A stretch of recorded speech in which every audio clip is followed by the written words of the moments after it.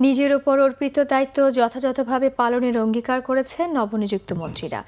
দেশের উন্নয়নের ধারাবাহিকতা বজায় রাখার প্রত্যয় শোনা গেল তাদের মুখে।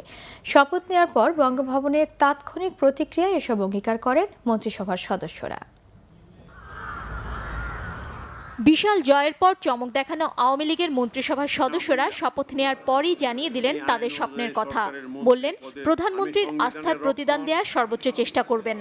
মাননীয় প্রধানমন্ত্রী দেশরত্ন শেখ হাসিনার নেতৃত্বে বিগত 10 বছরে যে অভূতপূর্ব উন্নয়ন এবং সমৃদ্ধি লাভ করেছি আমরা, এবং আমাদের ইশতেহারে যে আগামী দিনের যে রূপরেখা দেওয়া আছে তা বাস্তবায়নই হচ্ছে আমাদের মূল চ্যালেঞ্জ।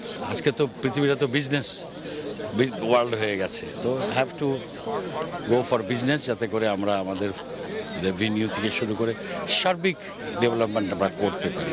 ভিশনগুলো আমাদের সম্পূর্ণ করতে হবে এবং ভিশন অনুযায়ী কাজ করতে হবে, সেটা হলো বড় ব্যাপার। এই কারণেই আমি বিদ্যুতের বোধহয় জ্বালানিতে আবার মাননীয় প্রধানমন্ত্রী আমাকে রেখেছেন।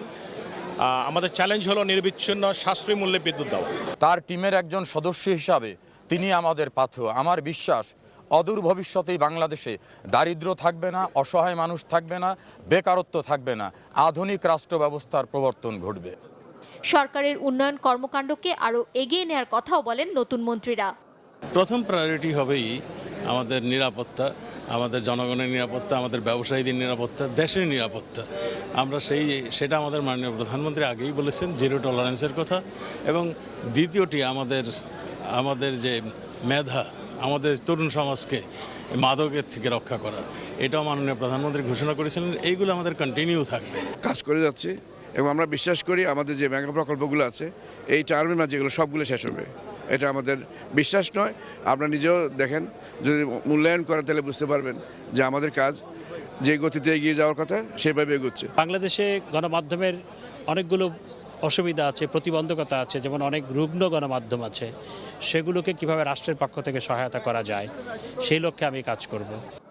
নিজ নিজ মন্ত্রণালয়ের স্বচ্ছতা, জবাবদিহিতা নিশ্চিত করার পাশাপাশি দুর্নীতি দমন করতে দৃঢ় প্রতিজ্ঞ মন্ত্রিসভার সদস্যরা। সোনার বাংলার যে স্বপ্ন, সেই স্বপ্ন বাস্তবায়নে রেলকে এই চ্যালেঞ্জ মোকাবেলা করার জন্য, যাতে সাধারণ মানুষের বাহনে এই রেলকে আমরা সত্যিকারভাবে ব্যবহার করতে পারি, মানুষকে স্বস্তি দিতে পারি। বাংলাদেশ, আমি মনে করি সারা বছর ধরে আমরা বিভিন্ন ফসল করতে পারি। বাংলাদেশের সম্ভাবনা অফুরন্ত।